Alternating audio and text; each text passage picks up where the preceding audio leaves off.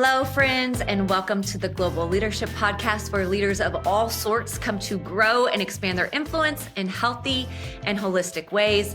I am your host, Whitney Putnam, and it's February. It's the month of love. And on this podcast, in this community, we are going to be talking all about what it means to lead with heart.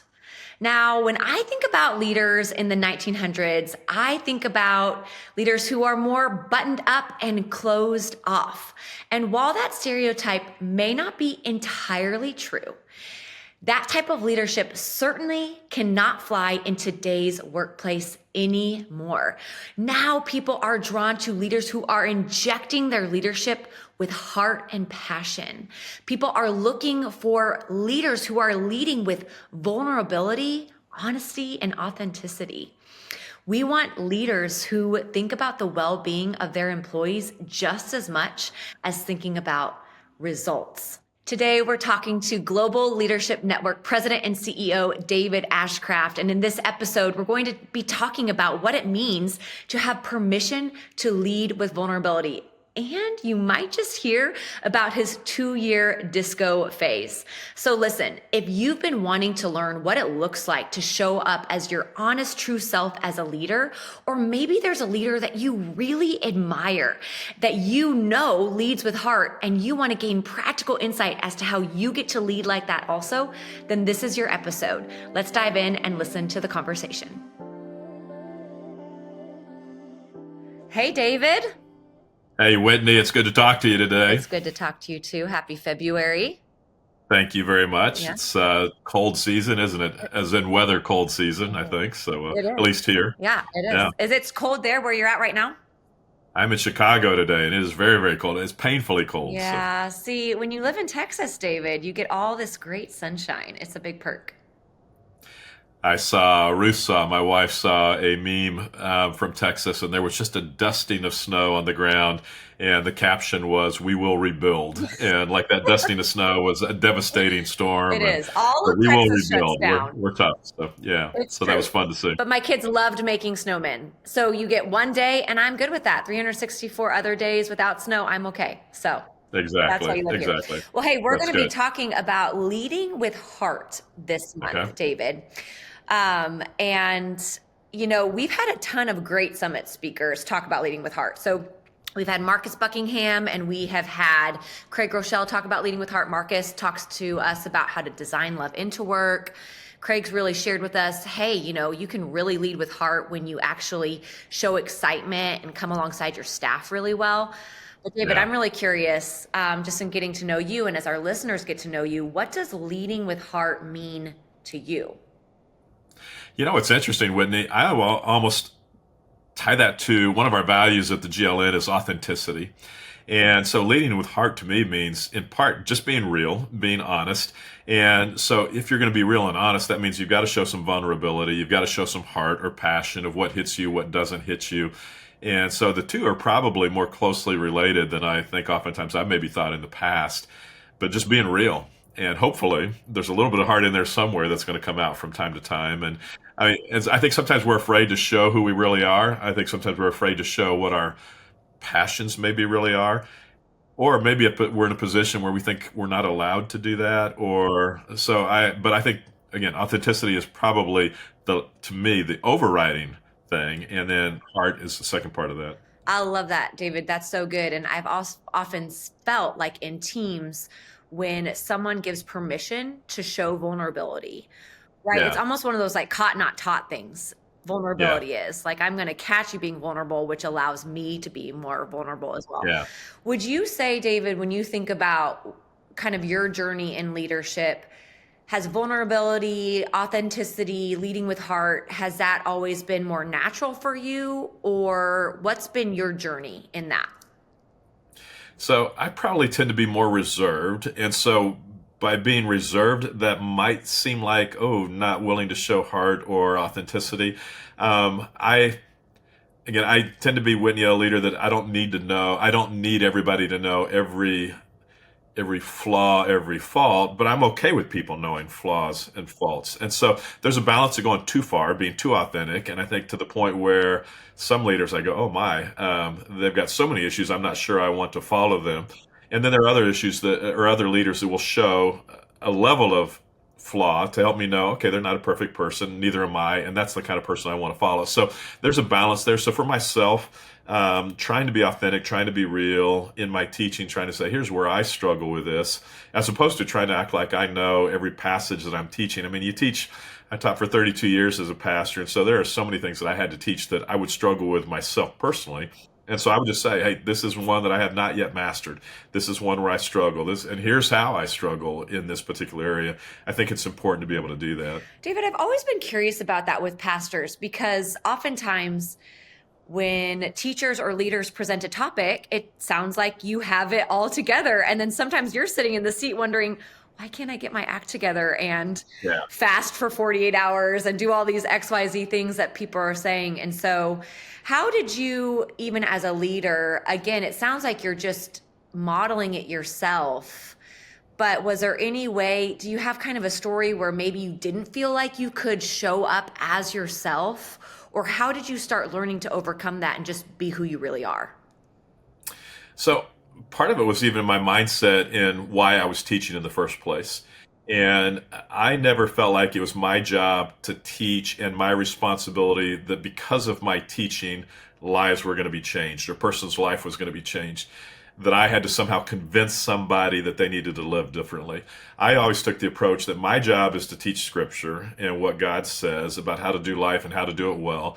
And then I would say to people, it's your call if you choose to follow this or not. It's not me telling you. This is what God says. If you choose to do it, I think your life's going to be better for it. If you choose not to, that's your thing. And you're welcome here either way, but here's why I choose to do it, or here's why I struggle with it. And so then I would give an example. This is why I'm struggling in this very area as well. And here's the negative outcome because of the way I struggle in it. And so I think, again, when you do that, it shows that you're a real person. And people want to follow a real person. They're not looking for some character that isn't real. I can watch that on TV. But if I can find somebody that is a step ahead of me, I know they struggle too, but they're a step ahead of me, or at least they know the way to go. They may not be further than me, but at least they know where we ought to be going. Then I'm willing to follow that. Yeah. So. I love that, David. We were having a couch conversation. It's actually with a pastor friend that you've met with, a pastor friend of ours. They came and visited us in Texas, and we were hanging out, and he was saying, honestly, what they've learned so much as an organization is people want real. Yeah. They want to be invited into real. It sounds like you're saying the same, but that's been your experience too. Very much so. And so the kind of stories, I think you have to watch what you tell. I typically wouldn't tell a story that's incredibly fresh for me, Right. Because I'd want to make sure that I had figured out maybe some resolution, right? And I need to make sure it's not going to make everybody else feel uncomfortable, but it'd be little things. I'm tall. I'm 6'4" on an airplane. Unfortunately, I never get to fly first class, so I'm always in the back where it's crowded. And so one of my huge With pet all the peeves other is children, are you back there with all the other children, David? well, I'd rather be with the children than a person in front of me that's going to lean their seat back. So my big pet peeve was people leaning their seat back on me. And I know there's the debate of it's my right to lean back, but I mean, my knees are already mashed against your seat in front of me.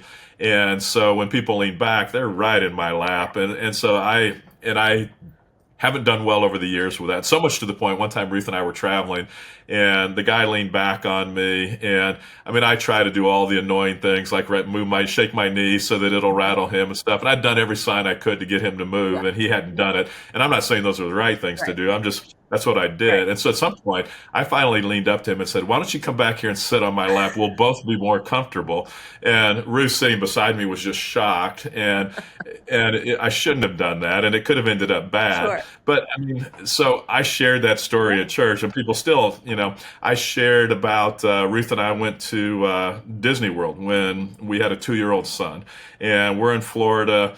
And again, I'm tall, Ruth is shorter. She wanted to watch the Disney parade at 2:00. And to be able to watch the Disney parade at 2:00, she wanted to get there early and get a seat on the curb. And I'm like, that's going to waste 15 minutes. Why would we do that? And at that stage of my life, for whatever reason, that argument blew up. to the point where I left. I actually left them there, and I didn't just leave that spot. I left Disney World, drove back to the hotel with Ruth and my 2-year-old son Yeah. Justin there at Disney. This is before cell phones. Oh. And I go back and I'm laying on the bed and I'm fuming and I'm reading the newspaper. And about an hour and a half in, I thought, oh, what in the world have I done? Mhm. And so I drive back to Disney hoping to just be able to find them because, again, no cell phones. And eventually we did find each other. And it was one of the stupidest things I've ever done in my life. And I've told that story numerous times to our church, and it does not make me look good at all. Sometimes we will think we're being authentic by telling stories that make us look good. And one of my kind of rules was if I'm going to tell a story about myself, I'm going to tell one that makes me look bad. Mm. And just to show I do not have it together. And I don't even remember the point of my telling that story other than to say we all do stupid things. Right. And sometimes maybe it was on anger Yeah. or whatever it might have Yeah. been. But so I'll tell those kind of Yeah. stories just to say I'm like you. I get mad. I get Yeah. frustrated just like you. Hmm. And Ruth's come back to me oftentimes. So when I invite the guy on the plane to come and sit on my lap, Ruth's comment under her breath to me is always, "Oh, Pastor David," and I'm like, "Oh, way to go! You nailed that one." So it kind of brings me back to reality. But I think people need to want to hear Yeah. some of those kind of stories to see, okay, he's just like me. He struggles, but somehow Yes. he's still following Jesus. So, It's so relatable, David. And then people can look at you also in all the great things that you're doing. And it helps them recognize I can mess up and fail and yeah, I can still XYZ, which, right? yeah, Isn't that like just being a human? It's like going to human school. I exactly. mean, I love that you're able to do that. I also do hear, though, the guardrail. And I think that's helpful for people to hear. It's not like you literally left Disney and then you got on social media. Not that it was existing in social media at the time, but you weren't like just telling the story within 10 minutes. No, You let yourself learn. And I think that's a yeah. good guardrail for people too, especially in 2025. Yeah, because then when I tell the story, I mean, I don't have to talk about very much how much it hurt Ruth, how bad it could have been. But if I were drawing it out longer, I could say, and this was the damaging effects that it had on us, and here's why I would never do that again, and where I was totally wrong. And so my two big things as a communicator was I always want to make myself look bad in the stories, and if it was about my family or about Ruth, I always want to make her the hero. And that was kind of my number one principle. And I never ever want anybody to listen to a story that I tell about me and Ruth and have them walk away saying, "Oh, Ruth must be a jerk." I want them to say David's a jerk, and she was always the hero. So I could not love that anymore, David. I think that's really, really good advice. And you've modeled that too, which is really neat. So here's a really fun fact. We'll end on this fun fact note about you that I just learned that I really love. And I personally think that this should be a walkout song of yours. This should be part of your walkout music if we had David Ashcraft walkout music. So David, tell us a little bit about why you love the certain type of music you love and how it even ties into leading with heart. yeah. So, I mean, if I were to give you a history of my musical Yeah. genres, when I was in high school, it was more hard rock. I grew up in Texas, and so in our school, we had what we called the goat ropers, the cowboys. We had the hippies with long hair, and then we had the jocks, and those were kind of the three main groups. And I was probably more in the hippie group Okay. with longer hair, and just tried to be a little bit of an outcast, so to speak. And so I listened to hard rock. Went off to college at Texas Tech, and started being introduced a little bit to country. But I had a friend that. His name was Rock Robinson. He'd been a wrestler in high school, and we became best of friends. And he was very much into disco and things like that. So I went through about a 2-year period where it was all disco, and then gravitated to country music. And so spent a lot of time listening to back then Willie Nelson, who I thought 50 years ago was old, and yet he looks just the same now, 50 years later. Yeah.